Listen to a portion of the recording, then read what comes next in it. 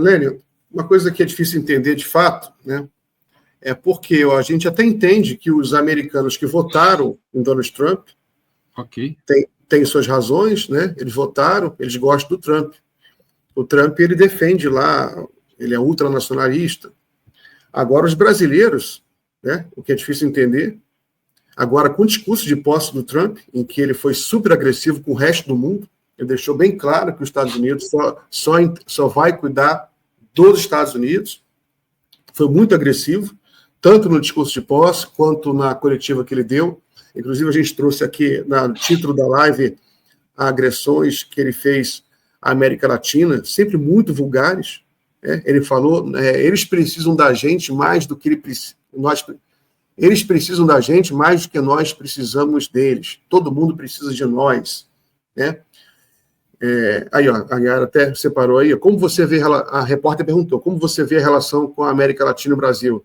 Ótima, deve ser ótima. Eles precisam de nós, muito mais do que precisamos deles. Nós não precisamos deles, eles que precisam de nós. É uma afirmação que eu diria que é, sobretudo, vulgar, né? Porque é um chefe de Estado simplesmente agredindo gratuitamente, né, uma série de outras nações que nunca fizeram mal aos Estados Unidos. Como é que você vê isso, Lênio?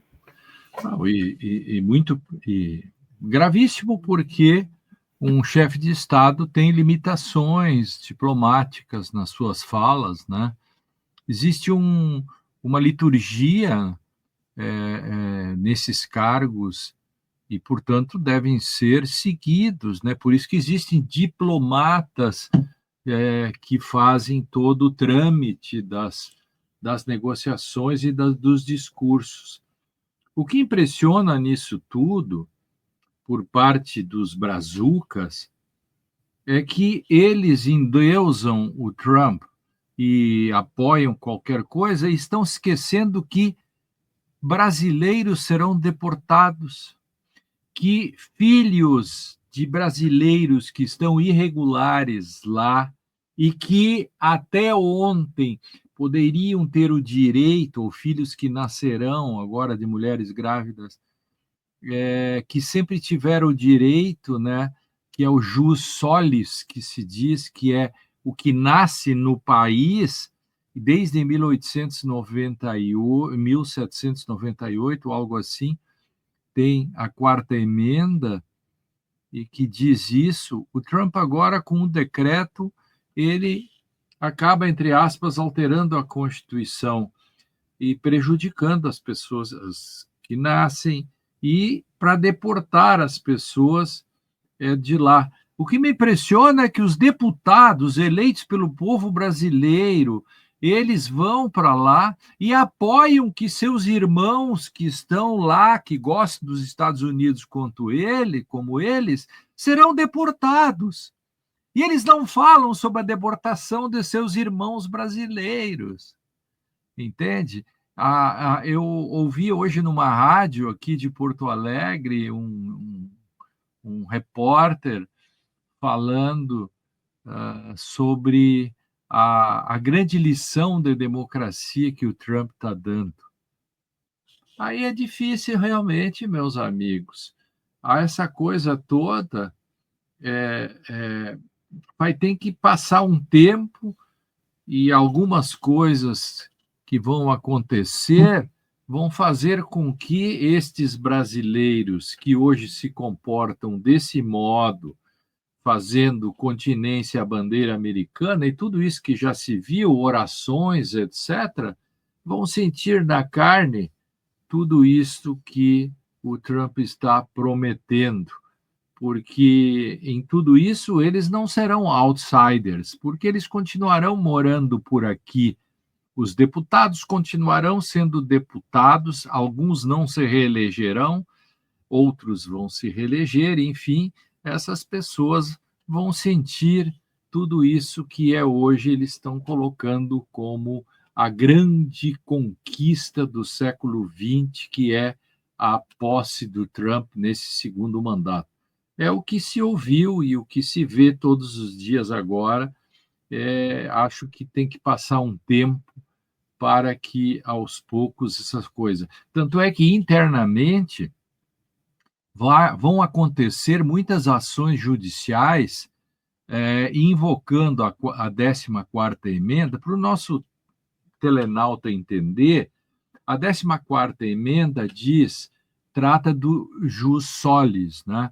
Que é o direito de quem nasce, independentemente de quem são seus pais, quem nasce nos Estados Unidos desde 1798 tem o direito de serem americanos. Sabiam? Isso está na Constituição. O Trump agora muda isso.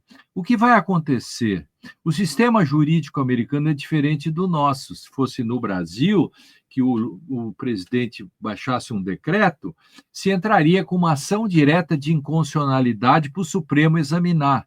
Nos Estados Unidos não existe ação direta de inconstitucionalidade, não existe nenhuma maneira de se chegar à Suprema Corte, a não ser pelo caso concreto, começando na mais baixa comarca ou foro dos Estados Unidos. Então, provavelmente, isto vai ser feito desse modo. As pessoas prejudicadas entrarão e tentarão para ver se o juiz de lá interpreta a Constituição e lhes dê um Mandatory Act, provavelmente um mandado de segurança, para que as pessoas prejudicadas possam ficar nos Estados Unidos.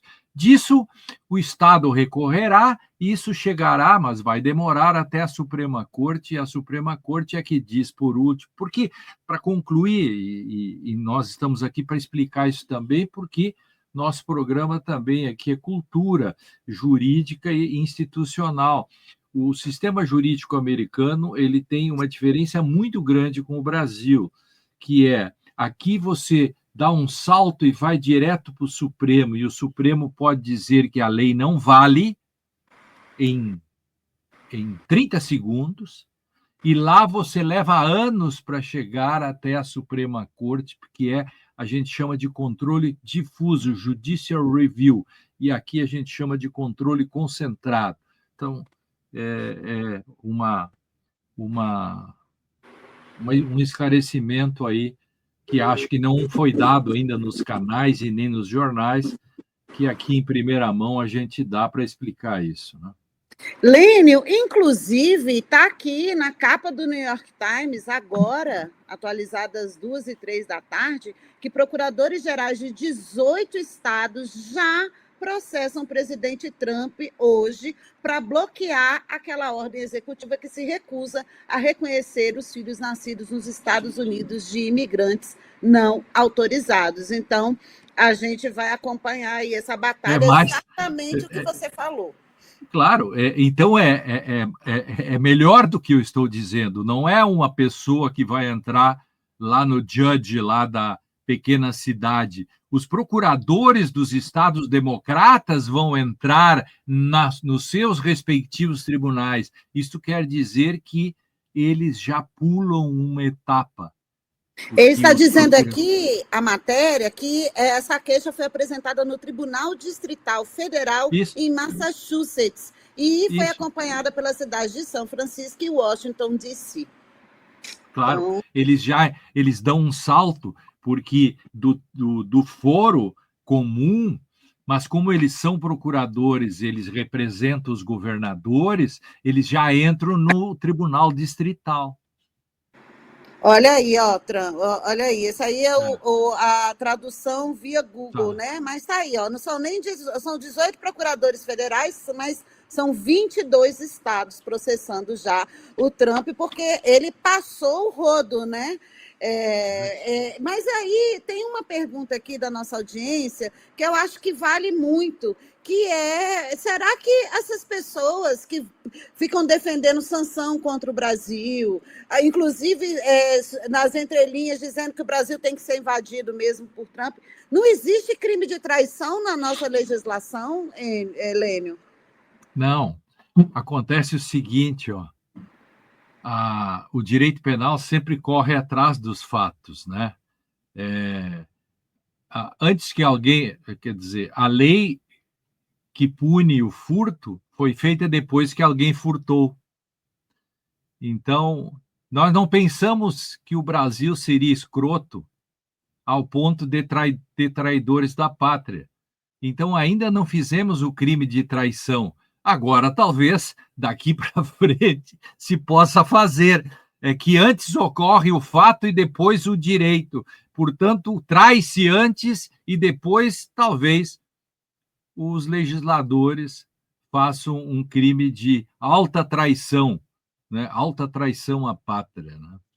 Ô, Lênio, eu até vou fazer a mesma pergunta que eu fiz para a Gisele Cittadino, que veio aqui ontem, né? É uma questão bem referente aí ao campo dos seus estudos, que é a questão se a eleição do Trump ela pode, de alguma forma, influenciar as decisões judiciais e as investigações relativas a Bolsonaro e ao seu grupo, né, em relação a esses processos que estão ocorrendo.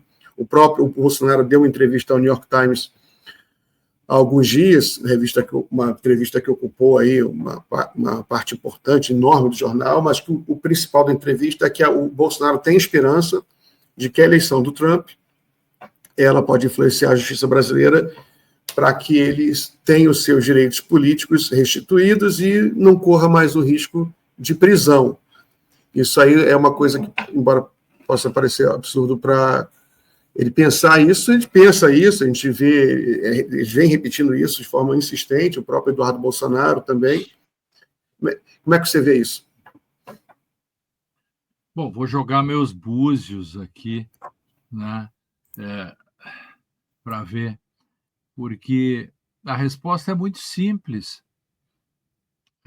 Tecnicamente, isso não tem nenhum sentido, politicamente, é uma questão de as instituições brasileiras resistirem. O Brasil é um país soberano, o Brasil é a quinta ou a sexta economia do mundo. Não vamos nos acadelar.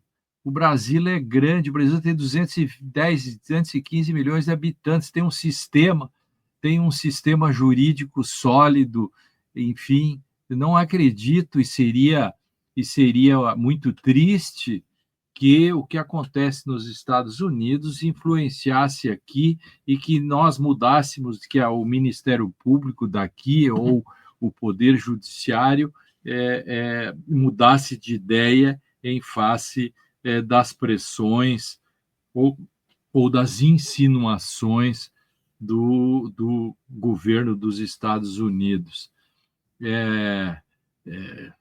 Isso é, digamos, uma fantasia que passa pela cabeça dos bolsonaristas, mas eu não posso acreditar nisso, que depois de tudo o que foi feito, depois de se resistir ao golpe, tudo isso, que haja qualquer possibilidade de recuo ou fraquejamento das instituições brasileiras.